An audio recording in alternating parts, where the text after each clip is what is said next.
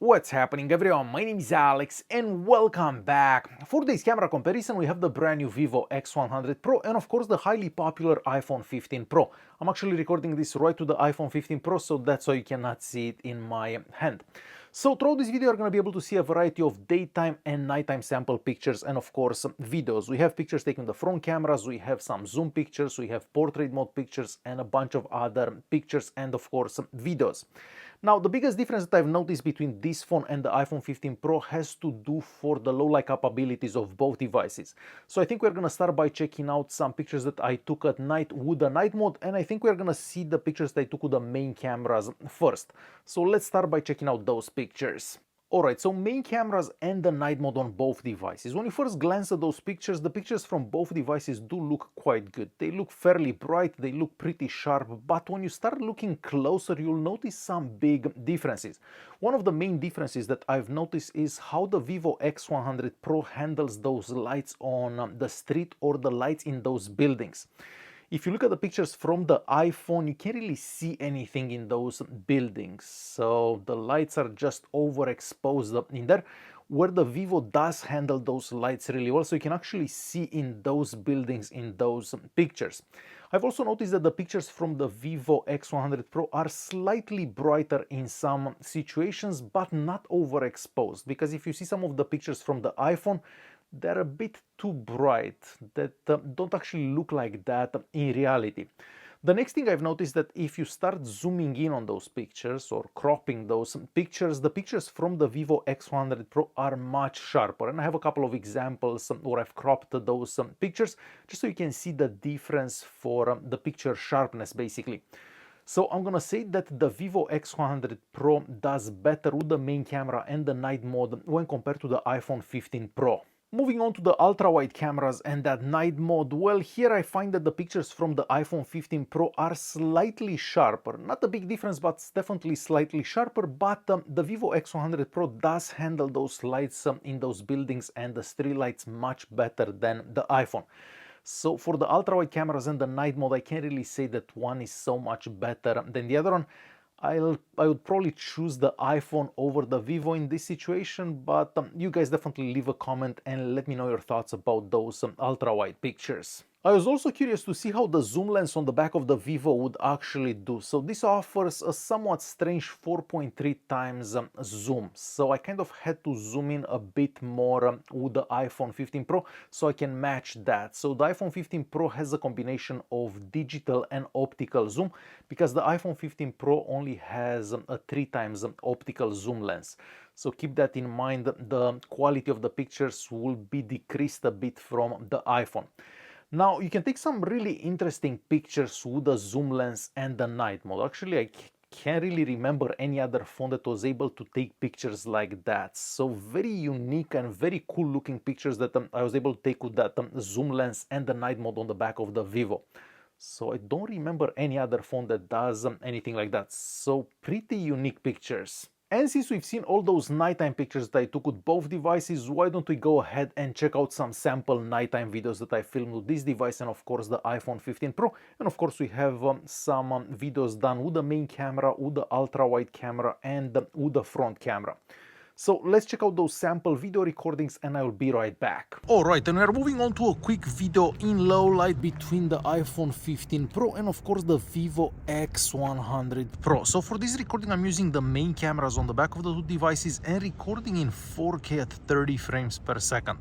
As you can see for yourself, I am back in Cambridge. It's been a while since I've been here. So yeah, I wanted to show you how this place looks at night. Okay, so we'll walk this way for a bit. It does get a bit darker around here. So I'm gonna turn right.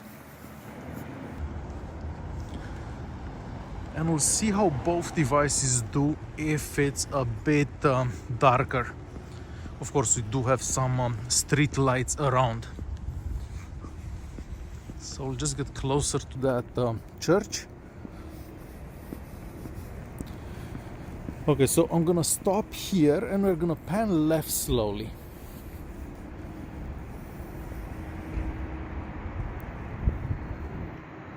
And a bit up. So from what I'm seeing on the screens here, the video is brighter from the Vivo device, but again I'll have to see how this footage actually looks on the computer. So main camera is 4K at 30 frames per second in low light.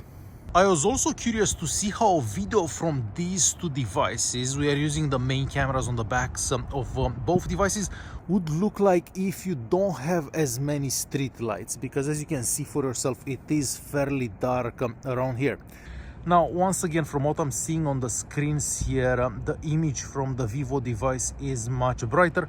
We'll have to see how much sharper it is when I check the footage on the computer. So 4K at 30 frames per second with the main cameras. Okay, so I also wanted to show you quickly how that front-facing camera would do if you are recording in low light. So once again, what I'm seeing on the screen here, the image is much brighter from the Vivo device. But unfortunately, the maximum recording resolution with the front-facing camera on the Vivo device is only 1080p. Of course, with the iPhone, we can do 4K with that front-facing camera.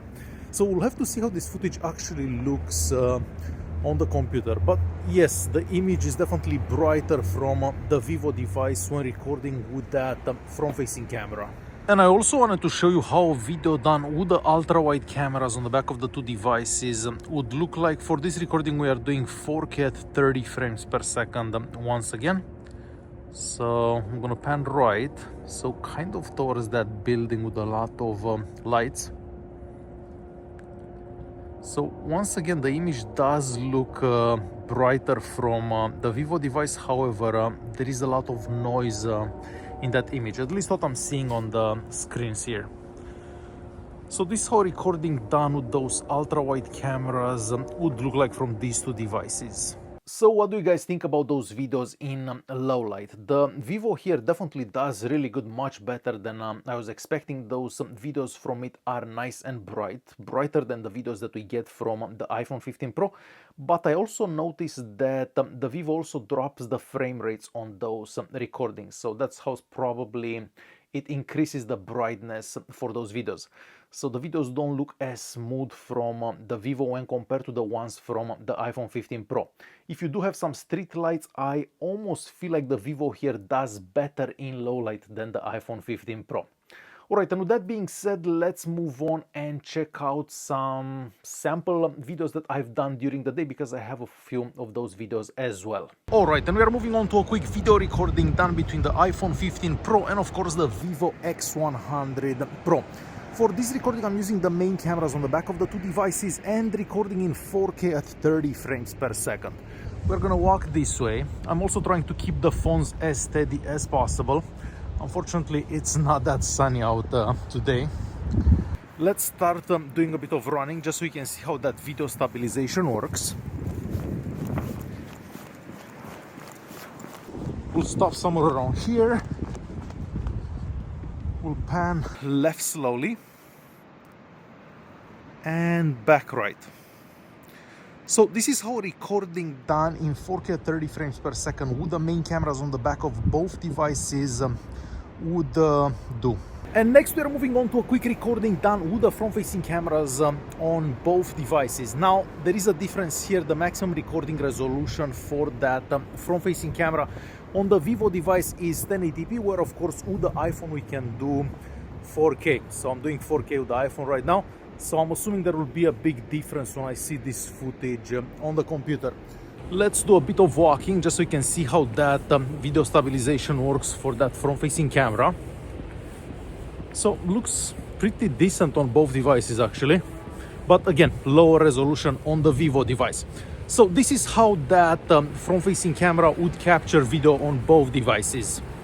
Alright, and we're moving on to a quick recording done with the ultra-wide cameras on the back of both devices. Once again, we don't really have that much sun, but I guess this will do. So for this recording, we are doing 4K at 30 frames per second.